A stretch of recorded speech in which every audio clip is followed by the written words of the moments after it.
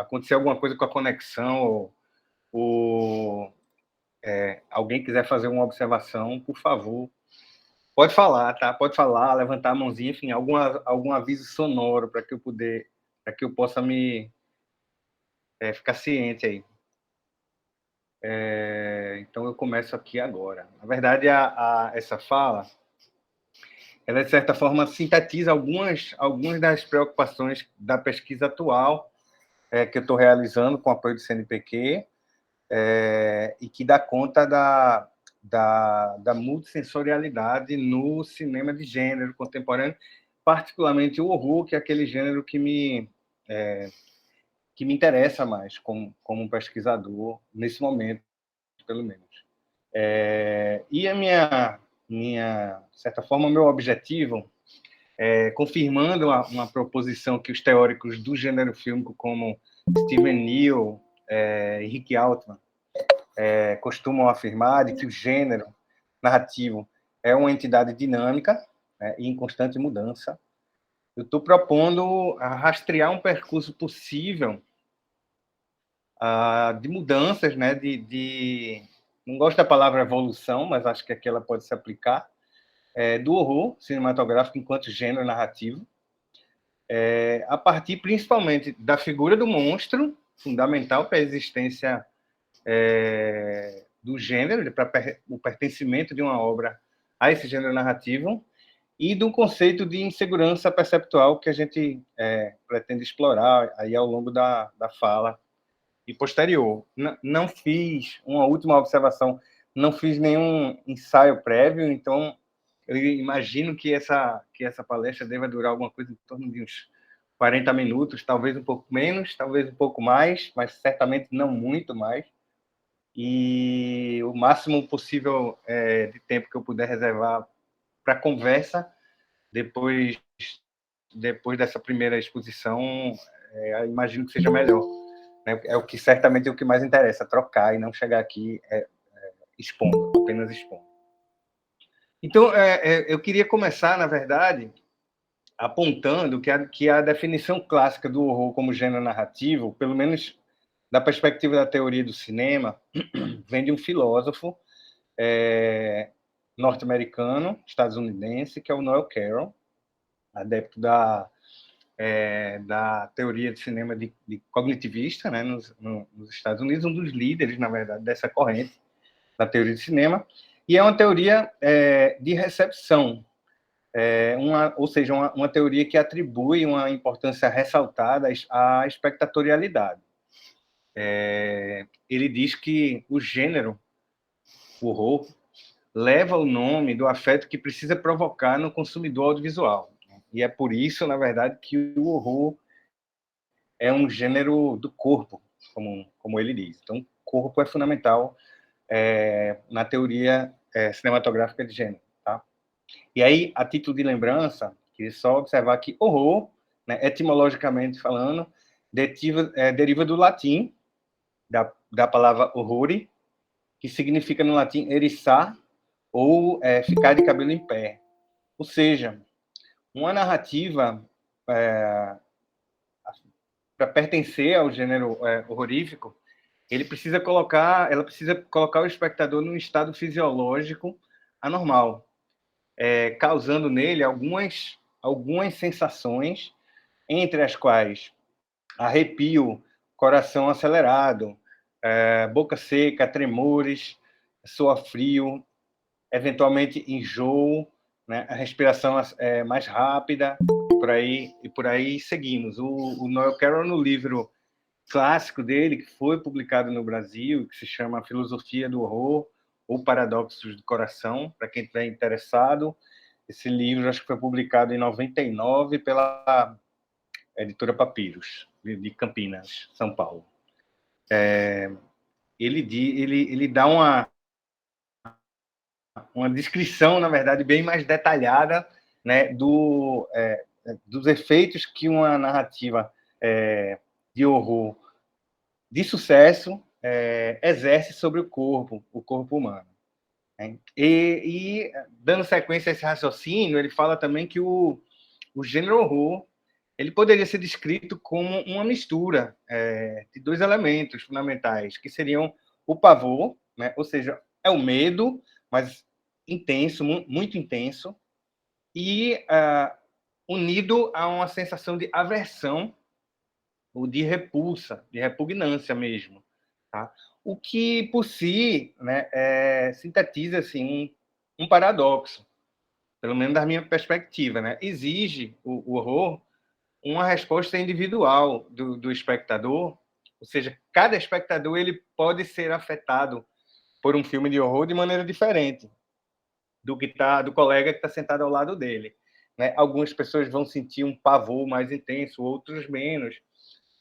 Possivelmente alguns espectadores terão reações fisiológicas diferentes, né? Alguns mais, outros menos. Algumas pessoas talvez não sintam nada, mas de um modo geral, todas vão sentir algum nível de reação fisiológica, envolvendo o medo e envolvendo essa sensação de repulsa, né? De querer ficar distante daquilo ali.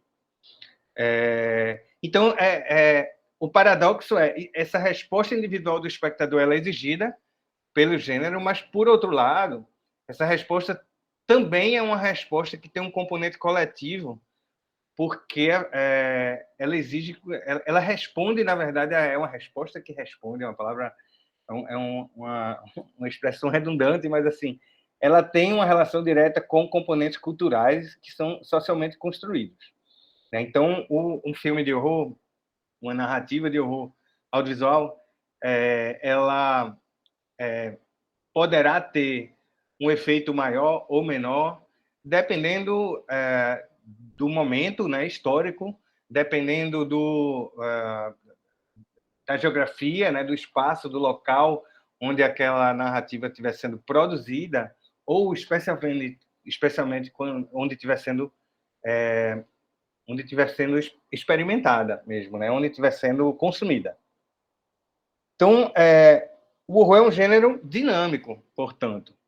Né? Ele muda com o tempo, muda com o espaço, e muda, de certa maneira, com o zeitgeist. Eu não gosto tanto dessa palavra, porque ela não tem uma tradução aproximada, né, para o português. No alemão seria alguma coisa como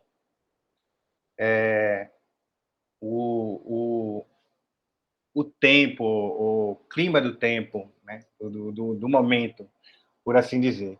Então, aquilo que nos anos 50, por exemplo, provocava horror, é diferente do conjunto de particularidades narrativas que provocavam o horror nos anos 70, que, por sua vez, é diferente do que provoca o horror hoje, né, na atualidade. Assim como os elementos que nos provocam pavor e repulsa na América Latina ou no Brasil são diferentes daqueles outros elementos que vão provocar as mesmas sensações nos Estados Unidos, na Europa ou na Ásia. Então, o horror nos Estados Unidos é diferente do horror na América Latina, que é diferente do horror no Oriente Médio, ou nos países da Ásia, e por aí vai. Né? Tem uma citação que eu acho que é bem singular, que talvez caiba bem aqui, que é do Jean Delumeau, no livro A História do Medo no Ocidente, que é um outro livro fundamental assim, para quem estuda horror. Né? Ele fala que o medo das espécies animais é único, né? É imutável, é o medo de ser devorado, é um medo fisiológico,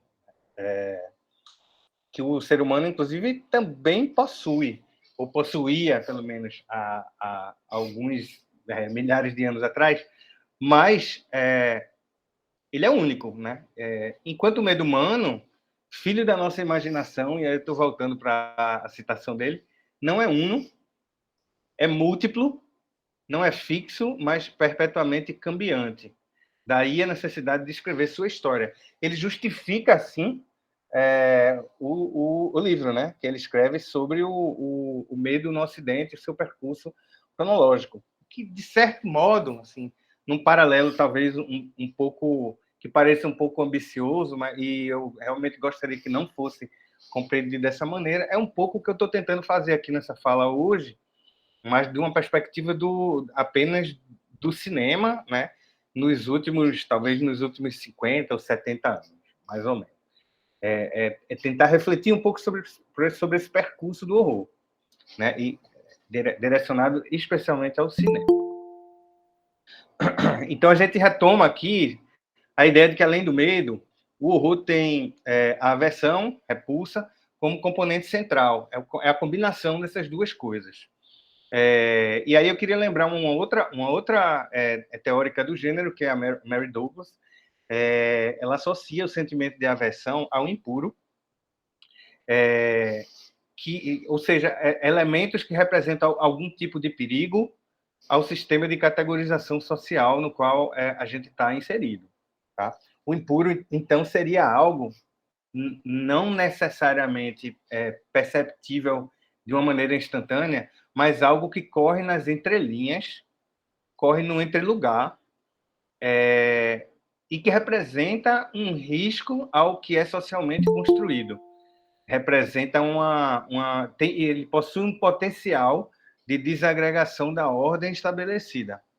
Então, há no impuro um potencial de resistência social e cultural. Tá? Portanto, né, a gente pode concluir, seguindo a lógica, que há um potencial de resistência inato no gênero narrativo do horror. Né? O que, aliás, é muito bem descrito e refletido pelo Jeffrey Sconce num artigo famoso chamado Trash in the Academy, que a gente poderia traduzir como a lixeira da academia, ou alguma coisa assim, no qual ele cunha o importante conceito de paracinema, né, para estabelecer assim, exatamente esse potencial de resistência nas narrativas do impuro. E no caso daquele artigo em particular, ele está falando das narrativas de excesso, as narrativas que muitas vezes são aqueles filmes que a gente diz é tão ruim que é bom, né? Tem esse clichêzinho. Então, eu queria voltar agora para o Noel Carroll, o filósofo, que diz que a narrativa de horror é capaz de unir, né, o pavor e a repulsa, clássica, a narrativa clássica do horror, está ancorada em uma figura específica, que é a figura do monstro. O monstro é uma figura impura, né? Uma figura que desafia a ordem natural das coisas e uma figura capaz de provocar, ao mesmo tempo, pavor e repulsa. É algo que, quando a gente vê no filme de horror, a gente sente medo e quer se manter distante dele.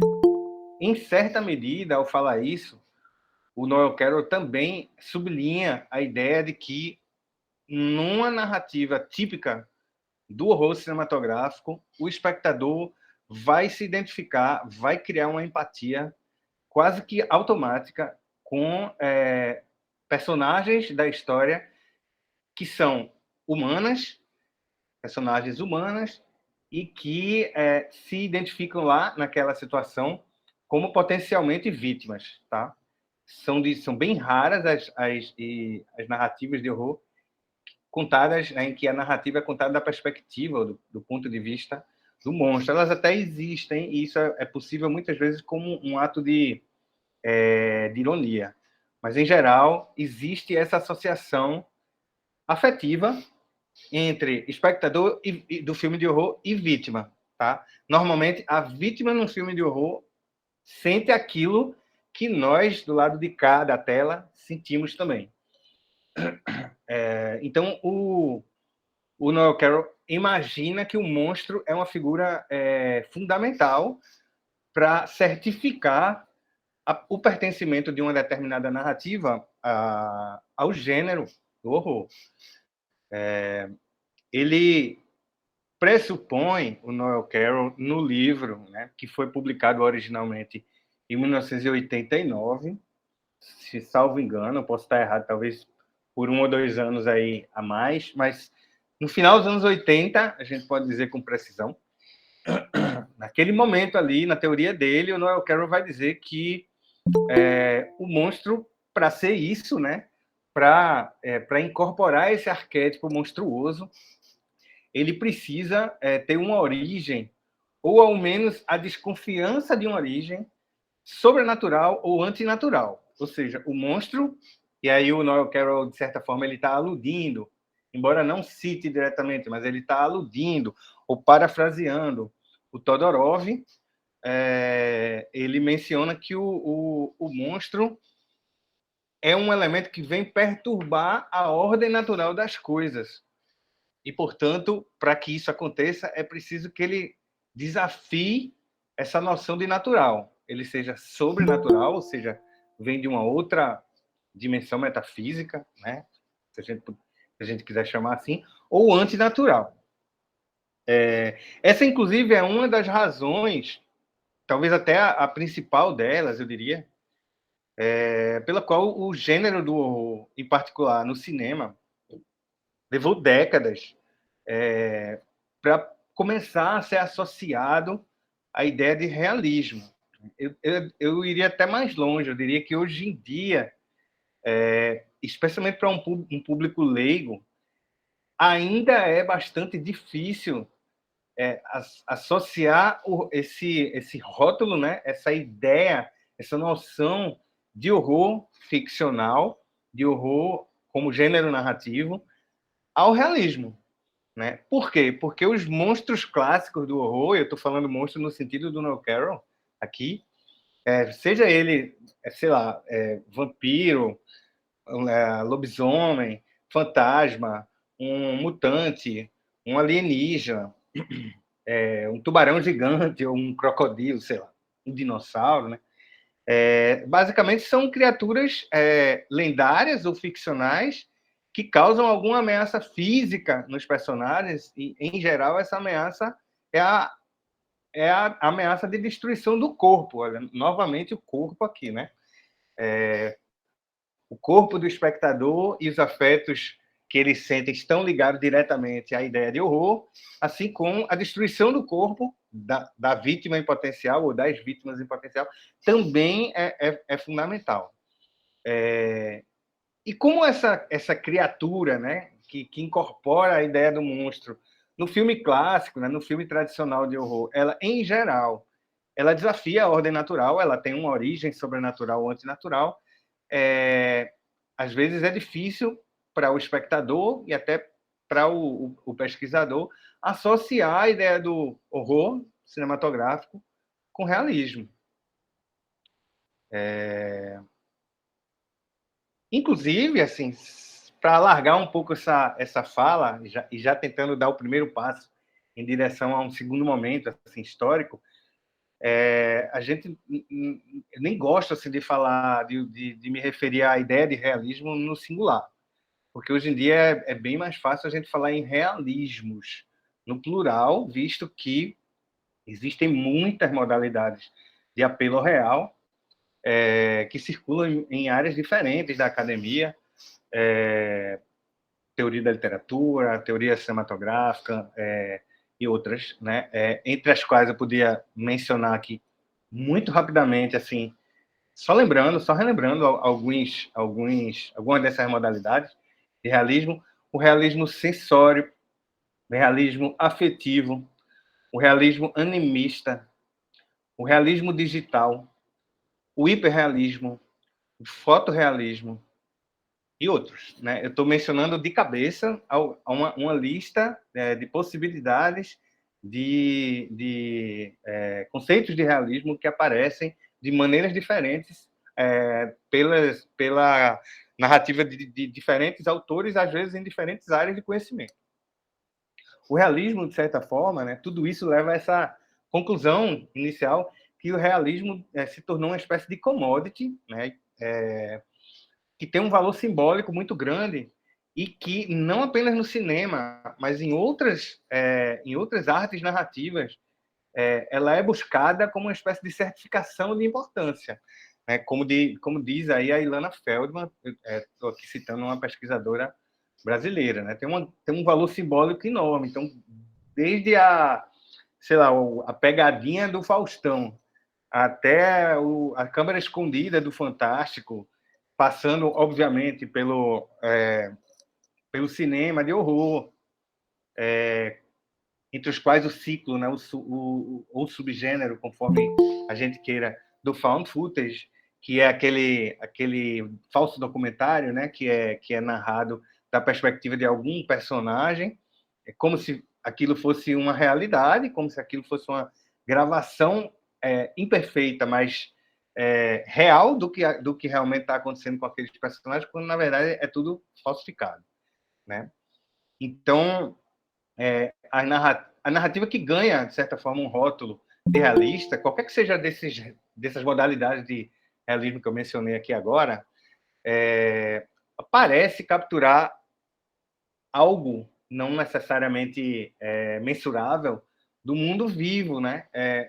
Uma capacidade que eu acredito as narrativas ficcionais mais tradicionais elas foram perdendo gradativamente em função de mudanças sociais, mesmo e culturais, que a gente poderia associar por exemplo, a rótulos que também mudam bastante, né? Depende muito do sabor da moda do momento, do zeitgeist, como pós-modernismo, como modernidade líquida, como, sei lá, tempos hiperreais do Lipovetsky, por aí vai. Tudo isso, de certa forma, acaba, de certa forma, nos colocando, nós, consumidores assim de narrativas, nessa situação de buscar algo da realidade para nos sentir novamente inseridos dentro de uma perspectiva cultural compreensível dentro da nossa experiência, né, de humano mesmo. Então, de uma perspectiva cronológica, um momento em que horror e realismo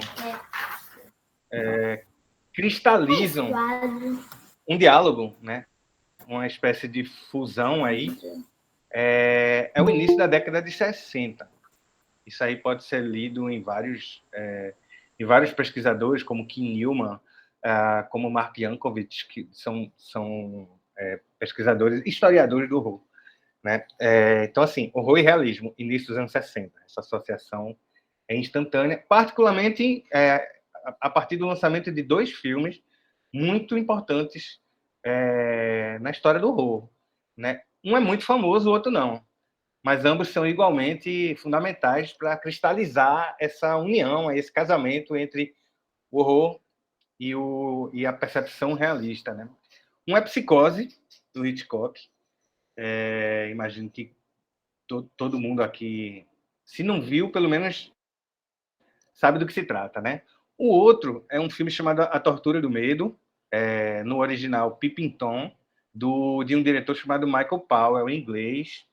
Um filme que, em sua época, foi um fracasso retumbante, praticamente enterrou a carreira do Michael Powell, que era, naquele momento ali, um diretor assim, muito importante no cinema inglês. E, de certa forma, esse é o filme que que coloca ele num caminho indescendente, assim, que vai ter um efeito muito ruim para a carreira dele.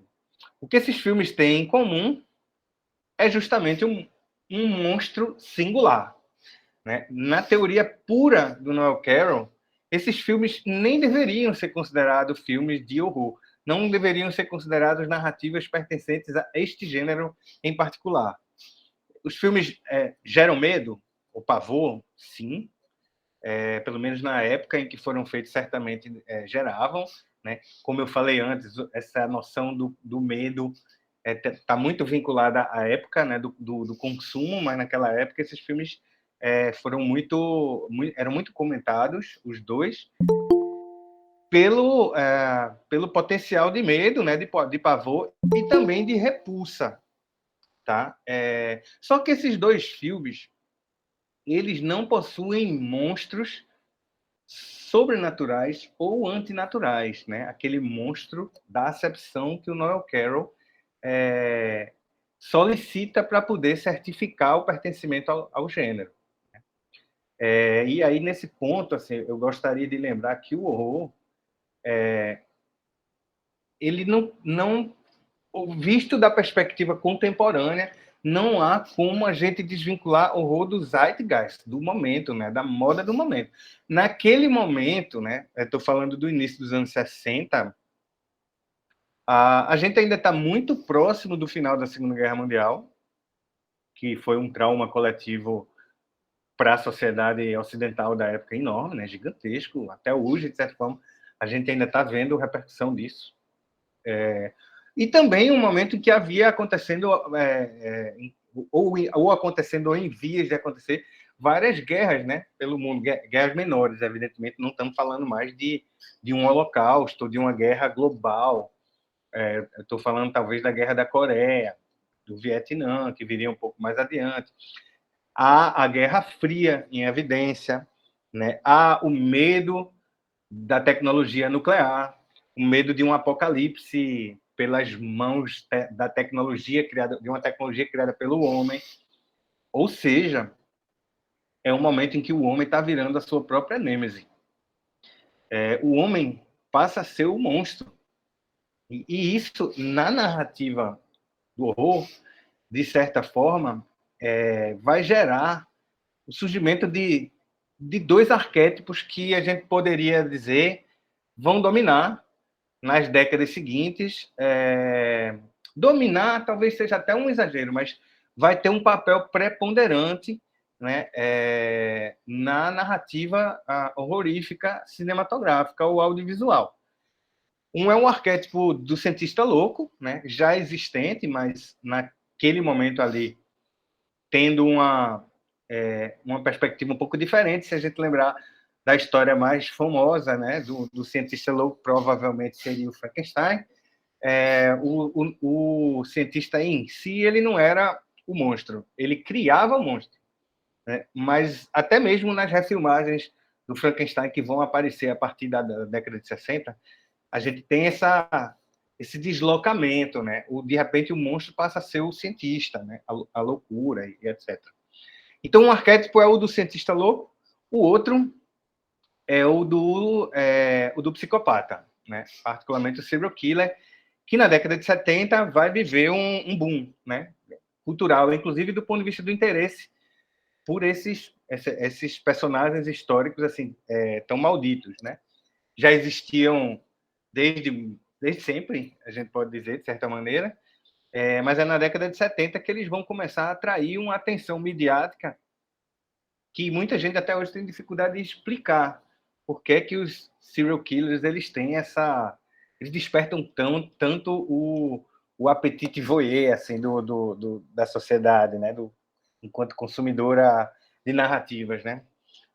E aí a gente tem nesse momento que não coincidentemente também é o momento de uma virada entre o que a gente poderia chamar de cinema clássico, ou primeira fase assim da história do cinema, e o cinema modernista, né, o cinema moderno europeu, que seria uma espécie de segunda fase, né, uma troca de guarda, uma geração que tá saindo de cena e dando lugar a uma geração mais jovem, mais nova. Isso, qualquer bom livro de história do cinema vai falar um pouco desse momento dos anos 60 como esse momento de troca de guarda, né? Não é coincidência, portanto, que a gente tem essa virada também na historiografia do horror cinematográfico. Então, a narrativa horrorífica, especialmente nos filmes limítrofes, né, aqueles que tentam ir um pouco além da mera reunião de convenções iconográficas, sonoras, arquetípicas do gênero, né? Esses filmes limítrofes eles vão incorporar o homem como monstro, né? Gradativamente, cada vez mais. Então, nos anos 70, né, no rastro desse pioneirismo, entre aspas, se é que a gente pode usar esse termo assim, de psicose, e do filme do Michael Powell, Tortura do Medo, que é um nome horrível, inclusive a tradução, né, em português. Peeping Tom, seu nome original, é uma espécie de gíria em inglês para voyeur, né? embora voyeur seja uma palavra também meio estrangeirismo, né, aqui na língua portuguesa, mas é mais ou menos essa ideia.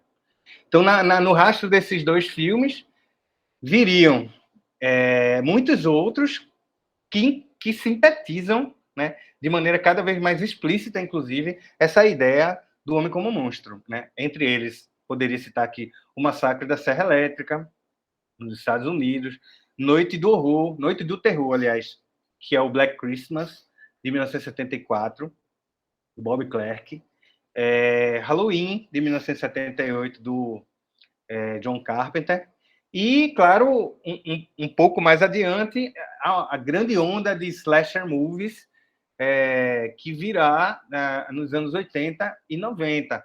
Uma grande onda, inclusive, que vai rapidamente ser tomada de excessos que, de certa forma, vão enfraquecer um pouco a ideia de realismo, né? Até mesmo tentando, aproximando a ideia arquetípica desse monstro de um ser sobrenatural, como talvez o Jason do Sexta-feira 13 seja o exemplo melhor, né? Um ser que no primeiro filme da franquia, que se alonga até hoje, eu não sei mais nem mencionar aqui quantos filmes já tem essa franquia, mas o Jason no primeiro filme é só um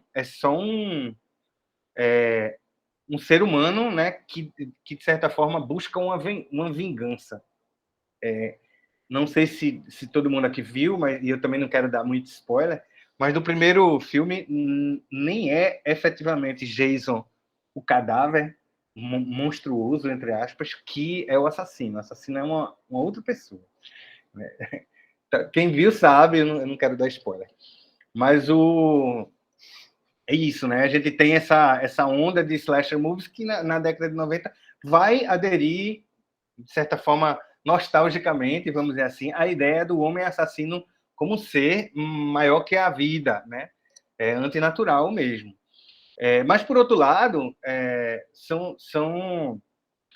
existe toda uma linhagem de filmes que vai fortalecer essa ideia do homem como monstro em filmes que sublinham a violência inexplicável mesmo de seres humanos que não são em nada sobrenaturais, né? E como exemplos dessa cinematografia limítrofe, né, que vai militando ali naquele limite, a gente tem filmes como O Holocausto Canibal, do Rogério Deodato, que é um filme de 1980.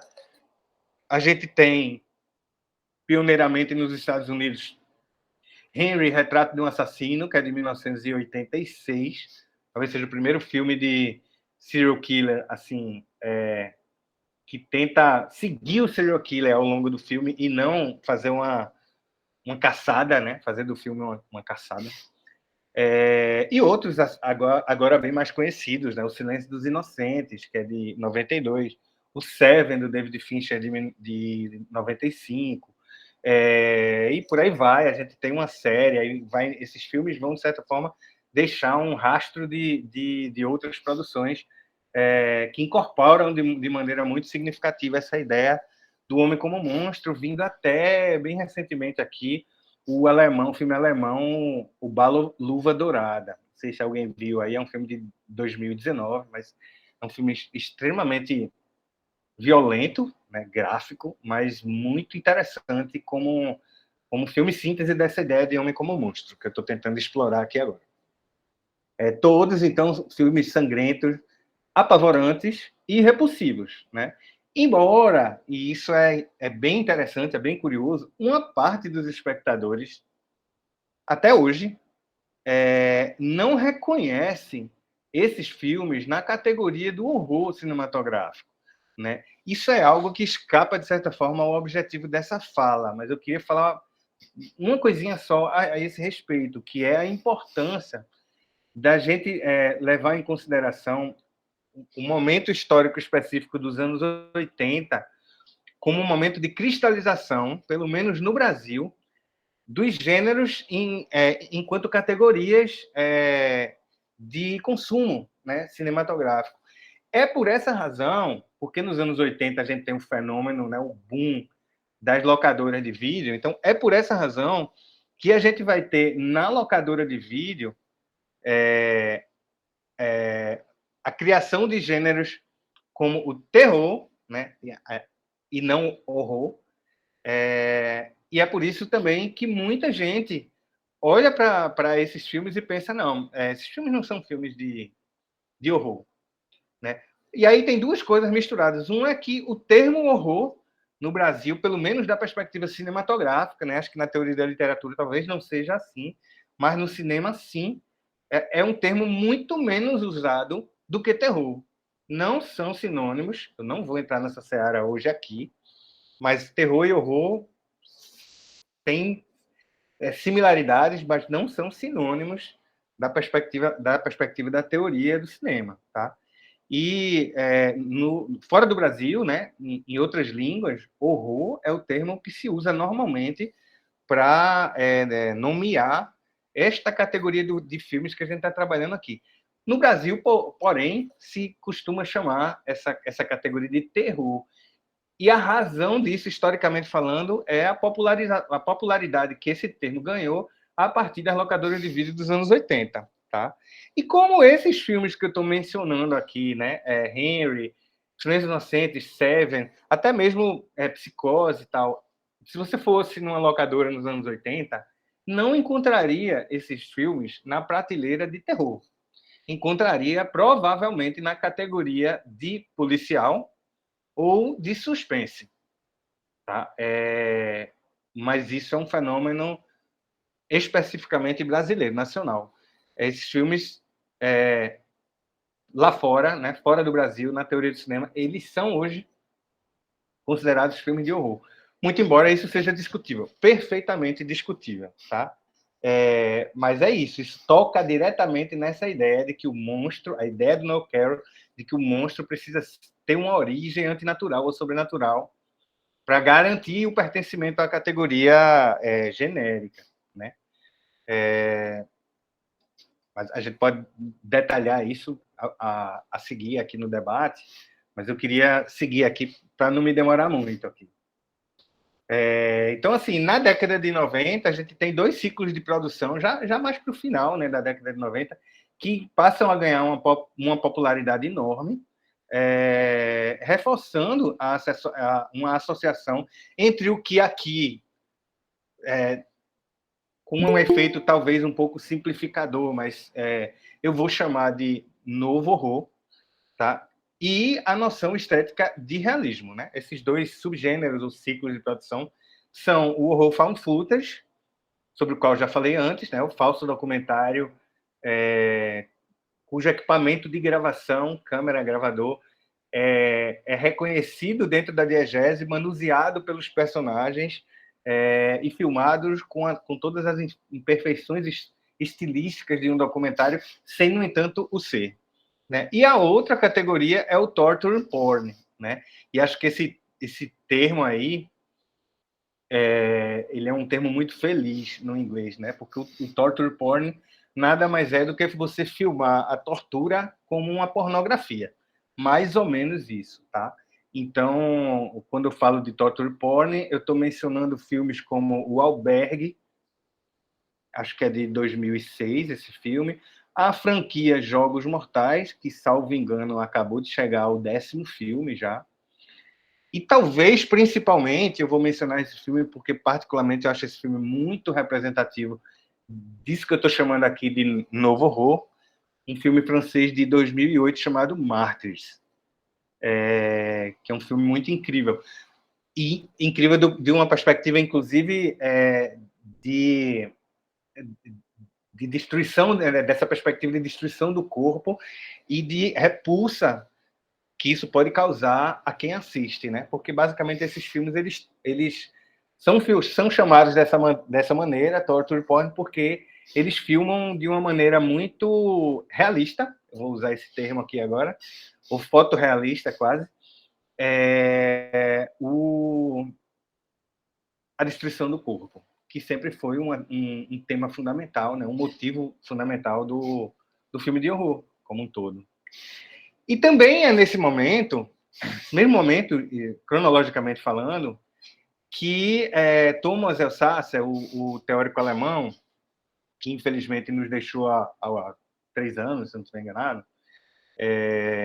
ele chama a atenção num texto até curto, dentro de uma bibliografia, aliás, gigantesca, né, que vai se debruçar sobre diferentes autores, conceitos e objetivos teóricos, mas num texto muito curto e até um pouco tímido, o Elsasser vai chamar a atenção para o que ele chama de marco 2 da ontologia cinematográfica, que é a ideia de insegurança perceptual. Tá? Então, para o Elsasser, a prática espectatorial contemporânea está marcada por uma desconfiança permanente. Essa desconfiança existe tanto na instância narradora quanto na diegética, ou seja, ela existe tanto fora, do lado de cá da tela, quanto dentro, do lado de lá, né, da tela. E vai desde a concepção criativa dos enredos, né, nos quais o espectador é frequentemente privado de pistas sobre o que está acontecendo ou de pistas sobre o que vai acontecer em seguida. Né? Isso significa que muitos filmes a gente assiste sem ter uma noção exatamente do que a gente está vendo e só, muitas vezes, ao final do filme é que nos vai ser revelado através de alguma informação que nos foi intencionalmente omitida pela instância narradora, que a gente viu uma história que não é exatamente aquilo que a gente achava que era. Filme paradigmático para entender o que eu estou falando. O Sexto Sentido, que eu imagino que a maioria das pessoas viu aqui. Eu poderia citar outros, né? Os outros, o Espanhol, com a Nicole Kidman, A Passagem, com a Naomi Watts e o Ewan McGregor, mas tem muitos, na verdade. E esses filmes que eu mencionei aqui, eles foram citados pelo próprio Alsasser, no artigo dele. Né? E isso também, essa desconfiança, né, que eu aqui acabei de mencionar, de uma perspectiva narrativa, essa desconfiança ela também está dentro da diegese, né? Por exemplo, no comportamento dos personagens, que muitas vezes parecem confusos, desorientados, sem saber exatamente o que está acontecendo. Eles são pessoas esquisitas, às vezes com defeitos. Defeitos não é o termo que eu gostaria de ter usado, peço até desculpa. Mas, assim, com problemas cognitivos, com problemas de compreensão verbal, né? Mas também com problemas, por exemplo, pessoas surdas, pessoas mudas, pessoas com alguma dificuldade de comunicação, né? Ou alguma dificuldade cognitiva também. Esses personagens muitas vezes eles não sabem o que está acontecendo com eles ou eles não conseguem compreender. Tá? Ou seja, desconfiam o tempo todo. Então, o termo insegurança perceptual descreve uma ansiedade específica que surge em resposta às mudanças na cultura visual, especialmente em relação à representação da realidade. Aí vejam que esse termo está caminhando em direção aonde eu queria chegar, que é a questão dos múltiplos realismos, né, da contemporaneidade. O termo, então, se refere a um estado de incerteza e desorientação que surge quando a percepção de mundo é desafiada ou pelo menos desestabilizada por novas formas de ver. Né? Eu poderia, para dar um exemplo bem rasteiro, bem simples do que eu estou tentando falar, dizer que hoje essa insegurança ela é permanente porque nós, enquanto espectadores, quando olhamos alguma coisa acontecendo na tela, a gente não tem certeza mais se o que a gente está vendo é real ou foi criado por um computador, por exemplo. Né? Em tempos de inteligência artificial e de tudo que esses novos algoritmos e plataformas e, enfim, tecnologias podem fazer, essa desconfiança aumentou ainda mais em relação ao momento em que o Elsasser escreveu o texto dele, mas é um texto que, talvez de modo até muito premonitório, tem se revelado, a meu ver, né, muito atual. Então, o Eustácio usa esse termo como ferramenta de investigação epistemológica, argumentando que a insegurança perceptual tem sido prevalente nesse momento, né, da mídia digital, um período que tem transformado continuamente as formas como a gente produz, distribui, armazena e consome imagens visuais. Então, na era digital, para ele, as distinções tradicionais entre realidade e simulação, entre verdade e ficção, entre real entre natural e sobrenatural, né? Para parafrasear o início dessa fala aqui, vão se tornando cada vez mais turvas. E até novas formas de representação audiovisuais vão surgindo, e formas essas que muitas vezes desafiam nossas concepções do que é real. Né? O trabalho do Elsasser atualiza para a era digital uma tendência conceitual que já tem sido explorada na teoria de cinema desde a década de 20. Tá? O Krakauer, teórico alemão, Siegfried Krakauer, escreveu sobre isso, associando o termo, como Elsasser, à ideia de realismo sensorial, ou seja, um realismo que evoca uma qualidade áptica, tátil, do cinema. Em 1927, o Krakauer escreveu sobre isso, e mais adiante, num livro que foi publicado em 1960, o Krakauer descreve o cinema como uma ferramenta capaz de gerar, mas também de dissipar a insegurança perceptual. Né? Walter Benjamin, o Jean Baudrillard, Marshall McLuhan, Gilles Deleuze, quer dizer, pensadores de diferentes tendências conceituais e até de diferentes áreas, né, refletiram sobre os modos como as tecnologias do moderno e do pós-moderno, incluindo aí o cinema, alteram gradativamente e paulatinamente também a percepção humana da realidade, de certa forma, aumentando de forma exponencial os estímulos sensórios e gerando essa sensação de desconfiança permanente que caracteriza a insegurança perceptual. Então, o Elsasser... Eu estou terminando, tá, gente? Estou chegando perto já do final. Estou até me alongando um pouco mais do que eu queria, mas a gente vai chegar rápido no fim. O Elsasser também associa essa insegurança perceptual ao discurso do realismo. Né? Na verdade, ele sugere a existência de um novo modelo de realismo, que ele chama de marco 2 da ontologia ou ontologia pós-epistemológica. Isso é uma citação direta do texto. Tá? Então, quando ele pensa a insegurança perceptual na era digital, ele observa também o sentimento de confusão, de vazio, de monotonia, de falta de estabilidade, que aparecem que é experimentado pelos personagens da ficção, mas que reflete, de algum modo, a nossa sensação, enquanto sociedade ocidental, de que o mundo está nos levando a esse lugar, né? A esse lugar em que a gente desconfia de tudo e de todos também. Então, é isso. Essa desconfiança ela é compartilhada por plateia e por personagens da ficção exatamente da mesma maneira que o Noel Carroll sugeriu que precisa acontecer no cinema de horror. Né?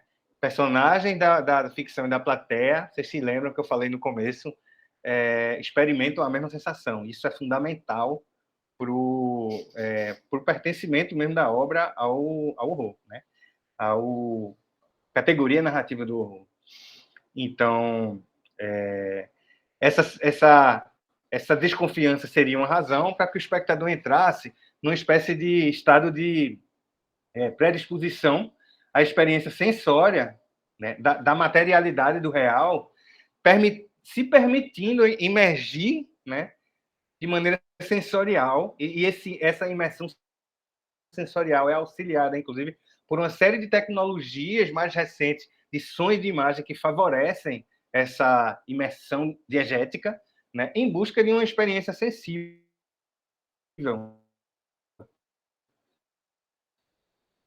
Ou seja, não apenas nível mesmo. Tem muitos pesquisadores que vão tratar desse fenômeno. Eu poderia mencionar aqui bem rapidamente Angela Dalianes, que tem um livro chamado O Horror Sensório, de 2012. Aqui no Brasil, a Laura Canepa, Fernanda Santos, da USP, Mariana Souto, da UNB, todos os pesquisadores, de certa forma, a minha pesquisa também percebe, como eles, como cada um desses pesquisadores, o uso recorrente de recursos de estilo oriundos do cinema de horror.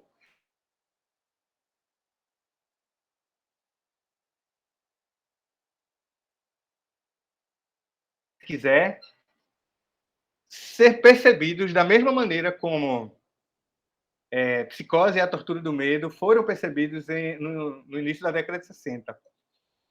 Aquele momento em que o medo e a repulsa, os elementos fundamentais que compõem a experiência do horror, né, narrativo, eles vão mudar de dimensão, né? Eles vão mudar de locus, a gente poderia dizer assim.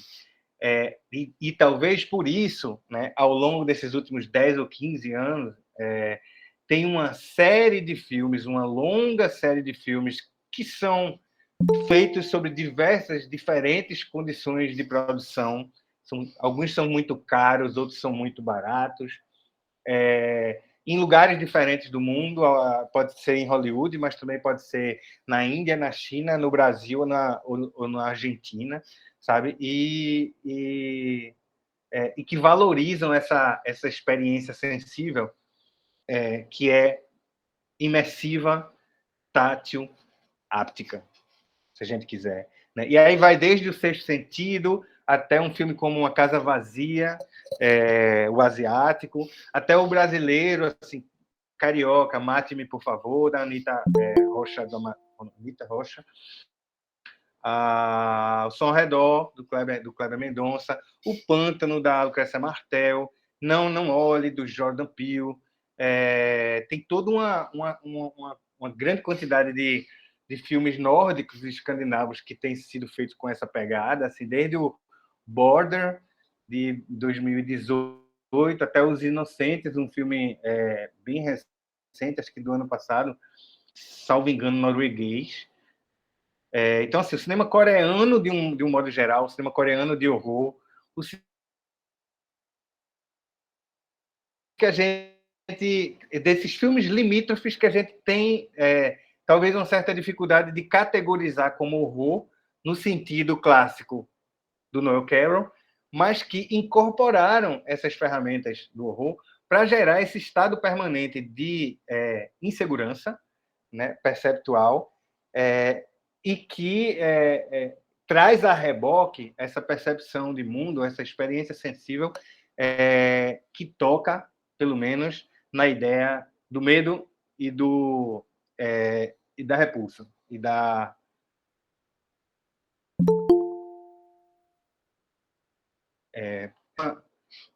às vezes pode ser um termo limitador para mim, porque dá a impressão de que a gente está sentindo um nojo. O nojo também é um tipo de repulsa, mas não o único. Essa repulsa pode ser mais intelectualizada, tá? Ela é bem mais ampla, essa ideia de repulsa, do que simplesmente o nojo, né? Uma coisa, sei lá, podre, estragada, ou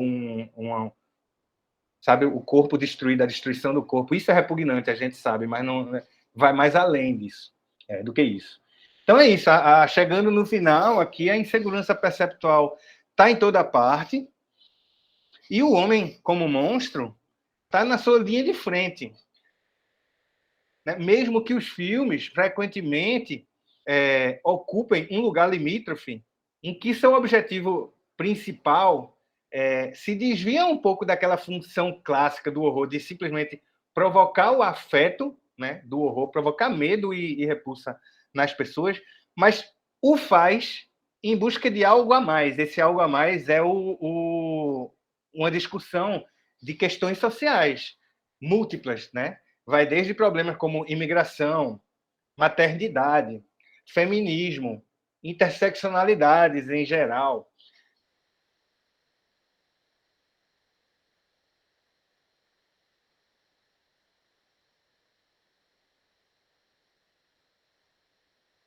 família estilística do horror. Então, minha conclusão aqui, momentânea pelo menos, é que o horror contemporâneo talvez provoque desconfiança e angústia em doses mais fortes do que os tradicionais já, pavor e repulsa. E o monstro talvez não seja mais tão fácil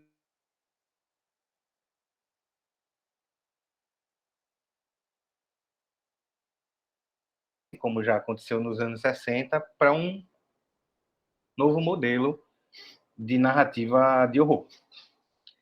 É isso.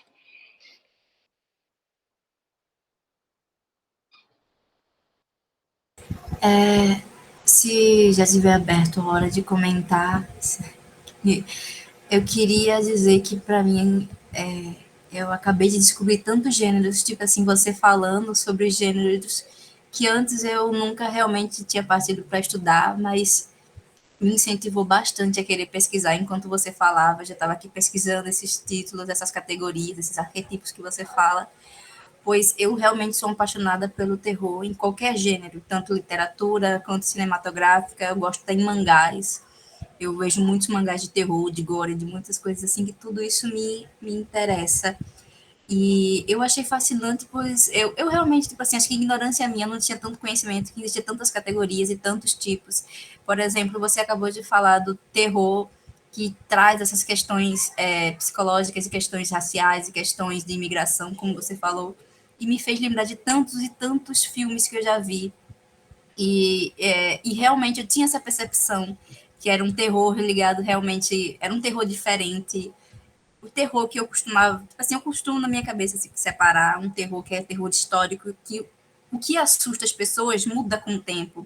Quando eu comparo filmes que são de uma época passada e filmes que são de hoje, eu vejo essa concepção de tudo que é terror muda. O medo não é o medo mais antigamente, o nosso medo é outro.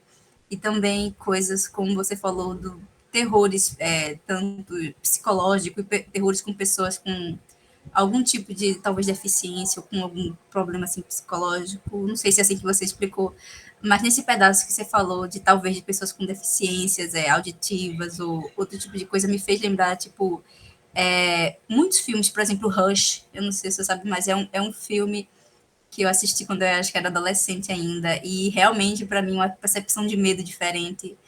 Quando você era adolescente, faz o quê? 2 anos? Eu assisti, acho que quando lançou ele. Eu Tá não sou certo. tão assim. Não, é que eu estou olhando sua foto aqui, você parece adolescente ainda, Ah, para os meus olhos, né? ah, sim, Mas sim.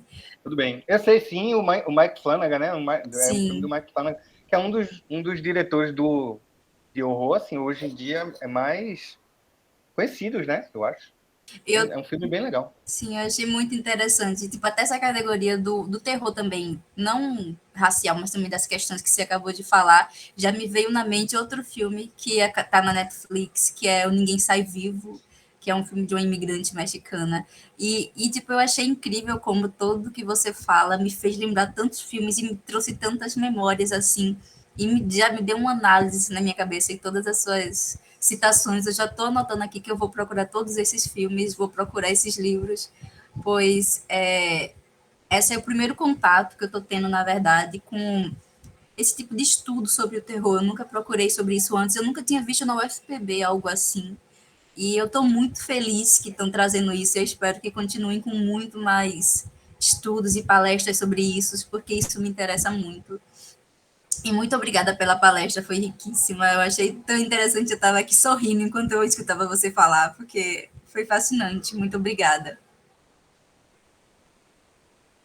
Eu agradeço, de verdade. Não sei se tem alguma coisa assim que eu possa comentar, acho que não, né? Foi mais uma reação, eu achei muito legal. Obrigado, eu queria agradecer. Mas já que você falou do Mike Flanagan, eu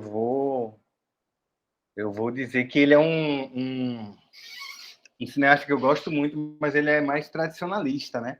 Eu não sei se os filmes dele estão tão assim inseridos dentro do que eu chamei de novo horror. Achei essa expressão muito ambiciosa, tá? Não tome isso tudo que eu falei como realidade, não. Foi uma simplificação, de certa forma. Mas eu gosto muito do trabalho dele. Rush é um filme muito legal, mas acho que para quem não viu, né, ele tem uma série vai ficar feia essa expressão, mas ele tem várias séries que ele fez para a Netflix que são muito legais, assim, estão entre as melhores coisas que eu vi de horror nos últimos tempos, especialmente A Maldição na Residência Rio. Ah, eu não falei isso, que eu adoro Fica a dica essa aí. série. Eu adoro essa série. Mas, Fica a dica. desculpa, eu sei que você falou várias citações, várias recomendações, mas é porque eu não tive tempo de escrever todas. Será que tem como você repetir recomendações desse seu conceito de novo horror? Algum filme, assim, que você realmente acha incrível? Que está na sua lista de conselhos, tipo assim, de indicações quando alguém lhe pede algo. Quem está Tá. assim, no topo, os 3 filmes que você mais sugere para quem está querendo se interessar por esse gênero? Quem está se interessando por isso? Olha, eu falei, né, mencionei na minha fala que foi o Mártires, é um filme francês de um cineasta chamado Pascal Laugier, eu acho. Mas é fácil de encontrar, tá? O nome eu vou escrever aqui no chat. Se escreve assim, no original. No Brasil, não sei nem se ele chegou a ser lançado, mas é um filme ultra violento. Mas essa violência, ela tem um propósito narrativo, não é gratuita. Como isso é uma opinião muito pessoal, né? Vocês podem concordar ou não, mas com, sei lá, O Albergue, que é um filme que eu não gosto. Acho até que ele é representativo de um certo modelo aí dessa ideia, mas o Martyrs tem uma violência que chega no mesmo nível de grafismo, mas tem um propósito narrativo. Existe um motivo para aquele filme ser filmado daquela maneira. Não é um mero voyeurismo gratuito, sabe? Da destruição do corpo, como eu falei. Então, Martyrs tem um filme que acho que eu mencionei também, se chama Border. Esse é dinamarquês, esse filme, de 2018, e ele é muito legal, porque ele border significa, em inglês, acho que quem fala inglês facilmente, né? Fronteira. E esse é um filme, na verdade, que trata de vários tipos de fronteira geográfica, inclusive porque o diretor é iraniano, radicado na Dinamarca, então ele vai falar dessa fronteira, de um lugar muito privilegiado para discutir fronteiras, né? Então ele vai falar de fronteira mundo natural versus mundo sociedade cultural, né? Vai falar de fronteira de uma perspectiva de gênero, é bem interseccional esse filme. Vai falar de fronteira de uma perspectiva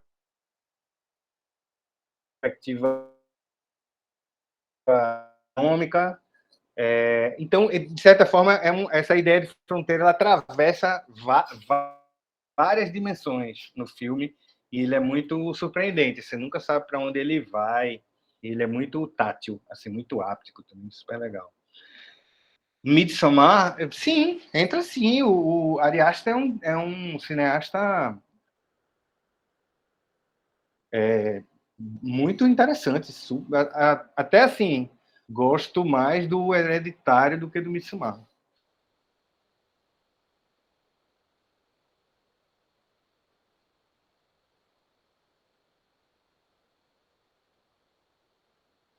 Robert Eggers também. O Jordan Peele, né? Eu mencionei, assim, o Corra do Jordan Peele é um filme paradigmático para a gente entender os tempos de hoje, embora eu até acho que esse último dele, o Não Olhe, não sei nem se eu diria que ele é um filme tão marcante quanto Corra, mas ele é um filme até mais representativo dessa ideia de um horror diferente, né? Que usa, na verdade, as ferramentas narrativas do horror para discutir algo que vai além do horror, que no caso deles são os estereótipos, os papéis sociais com que a gente, tradicionalmente, quando eu digo a gente, assim, sociedade ocidental, reduz os personagens, as pessoas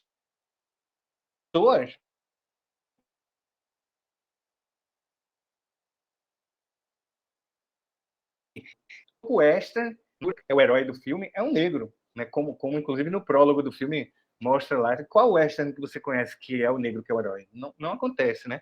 a irmã dele, uma mulher, tem um nome de Esperança. Se não estiver enganado, é Esperança? Acho que é. Não, Esmeralda. Esmeralda. É um nome latino, mas ela não é latina, ela é negra e lésbica. Né? E aí o cara que é o grande comerciante, que meio que domina aquela região deles, é um asiático. Né? Ele está brincando com as expectativas de limitadoras dessa ideia de racial, né? Racial e genérica também, né? Ou seja, de gênero. Então, é isso. É um filme muito representativo. Eu citei vários aqui já, né? Tem outros, tem muitos outros. Sei lá, o... Fala com ela, não. Deixa ela entrar, que é o filme sueco. Muito legal, de 2008 também. É um filme muito representativo dessa tendência do novo horror.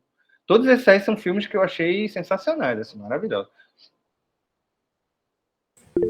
Fora os brasileiros, né? Tem um monte de brasileiro aí. Mate-me, por favor. O Animal Cordial. Todos os filmes do Kleber Mendonça. Menos o último, que é um documentário. Aí fica difícil de você fazer associação com horror. Independente do quão bom ele seja, mas... Eita. Tem um monte de observações aqui no chat, né? Deixa eu olhar. Comum da sua opinião, super da sua opinião sobre o Alberg. Gosto não. Midsommar, sim, gosto desse filme. Ele é muito perturbador para mim. Eu até preciso pensar um pouco mais sobre ele. Não é um filme fácil, não. Não sei nem se eu quero rever ele. Mas ele é isso que um filme de horror deve fazer, né? Para mim. Robert Eggers. Precisamos falar sobre o Kevin. Não precisa me chamar de senhor, não. Eu sei que eu sou mais velho que vocês, até bem mais velho, mas senhor é meu pai ainda. Então, o Kevin, eu não vi o filme, eu sei do que trata, né? Sei que ele é baseado também num romance, e acho muito válida a discussão, mas eu não vi o filme, então não daria para eu fazer uma observação, mas acho muito legal o tema, e acho que, aparentemente, assim, pela sinopse, ele se encaixa, assim, nessa tendência. Obrigado, Sandra, pelo elogio. Esse é o melhor elogio, né? O gênero não me atrai, mas eu dei vontade. Poxa, se eu ouvisse isso sempre, ficava feliz. Meu contato, tá, vou colocar aqui no chat. Tem duas pessoas, né, que levantaram a mão, vocês podem perguntar, tá?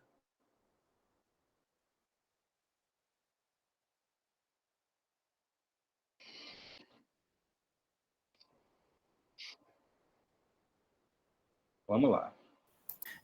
Boa noite a todos, a todas. Boa noite, professor Rodrigo. Inicialmente, gostaria de agradecer pela comunicação e pelas referências aí. A questão do monstro, né, é uma temática que me interessa de modo geral em alguns estudos que eu faço sobre as representações do mal. E aí, quando o professor fala dessa insegurança perceptual, eu estava aqui lembrando dos estudos, né, do Bauman sobre o medo líquido, nesse sentido de que a gente não consegue saber exatamente onde é que essa personagem monstruosa vai estar, justamente porque isso já está muito diluído, né? E pensando nessa nova roupagem da monstruosidade, e como o senhor também relaciona a esses elementos clássicos, né? Citando aí como teórico o Carroll. E aí eu fiquei pensando aqui, como é que o senhor pensa essas categorias que o Carroll, por exemplo, faz sobre a deformidade, a magnificação, massificação, como é que isso é relido, como é que o senhor vê essas releituras no contemporâneo? Caramba, não sei nem como começar.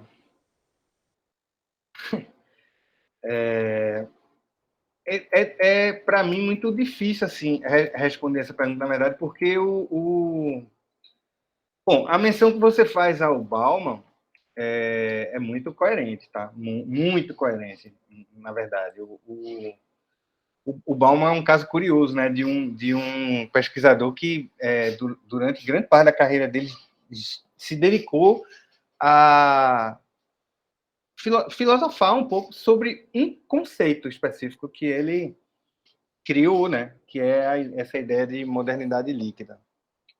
E tudo que ele escreveu sobre isso é bem interessante.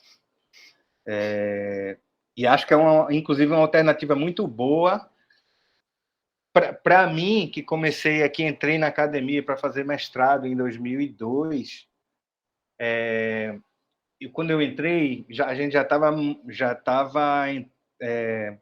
num primeiro momento em que essa ideia de pós-modernidade e pós-modernismo não são a mesma coisa, mas estão próximas, né? Já estava começando a ficar um pouco saturada, que era uma discussão que já tinha 20 anos, né?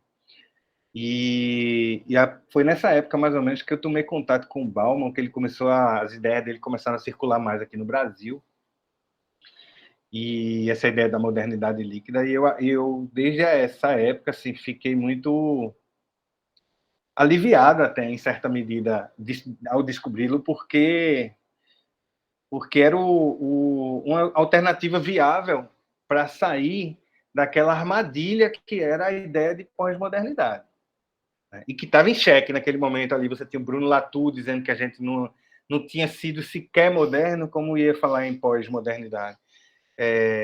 E um monte de outras pessoas, né? Tanto que vai se criar uma série de terminologias aí para discutir ou até refutar a ideia de pós-modernidade. Modernidade líquida é uma delas, eu acho que é uma das mais felizes, inclusive, que até hoje se mantém atual e que eu não tinha pensado enquanto escrevia as notas aí para essa fala, mas vou até agradecer você pela lembrança, porque encaixa muito bem aqui. Se eu for transformar isso depois num artigo, vou dar um jeito de agradecer a você. Eu acho que eu não respondi a tua pergunta, não, mas eu, sei lá, falei o que eu podia. Será que eu respondi? Não, né?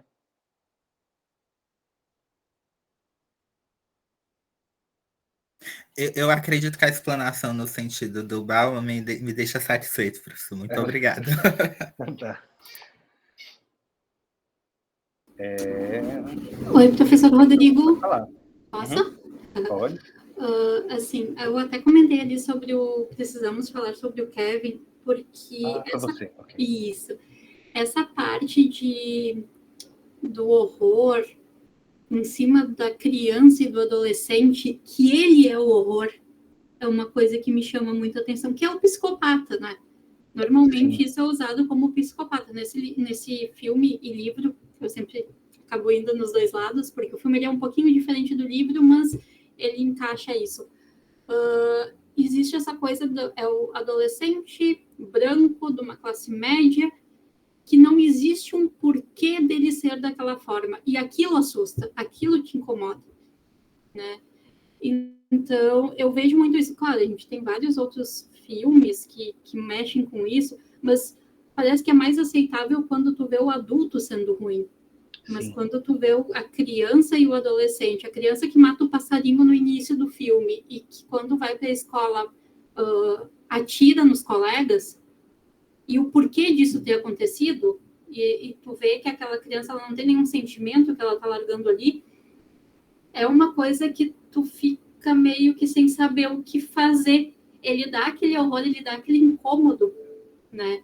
Que a gente tem vendo um outro tipo de filme. Eu até anotei aqui um outro filme que eu acho muito interessante, que muita gente não gosta, é o filme A Vila, do Shyamalan, que é totalmente diferente uma coisa da outra, mas é outro filme que realmente faz aquilo de incomodar, porque, primeiro, quando tu chega...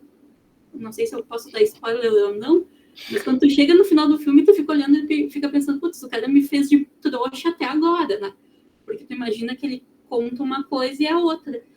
E esse incômodo, eu acho que é muito mais forte do que tu ver o sangue na tua frente. O sangue na tua frente te dá repulsa, né?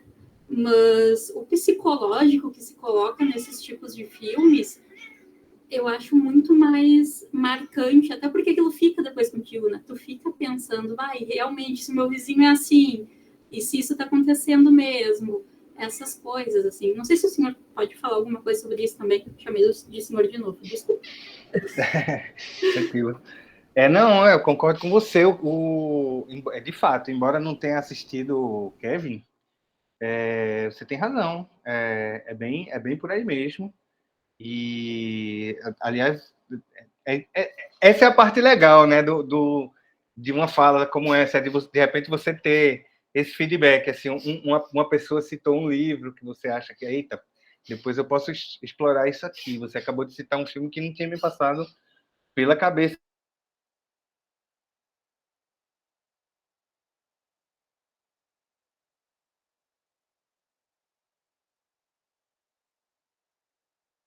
Do drama dos pais, né? Assim, digo, o que eu faço? Assim, não sei. É uma situação completamente... E para o espectador tem esse choque de, puxa, mas eu acho que algumas pessoas, inclusive, nem aceitam muito bem, né, um filme como esse, porque aquele vai além daquele clichê, ou seja, em certa medida, eu vejo aí um paralelo com o que eu acabei de mencionar do Jordan Peele, que é uma das coisas legais que eu acho que eu vejo no cinema dele, de pegar o estereótipo da forma como a sociedade reduz e simplifica pessoas, né, dentro de papéis assim unidimensionais que na verdade são funções narrativas dentro de um filme e acabam transformando isso numa personalidade, evidentemente numa personalidade rasa, rasteira, e nesse caso aí é isso, você mostrar que por trás daquela aparência não é nada superficial, há coisas que não podem ser explicadas pela causa social, né? E às vezes é muito... É preciso a gente abordar até esses temas com um certo cuidado, sabe? Porque a gente tem visto, pelo menos temos visto na academia, hoje em dia, muitas pessoas assim terem até em algum momento suas falas questionadas assim de uma maneira muito agressiva, o popular cancelamento, né? Às vezes por simplesmente não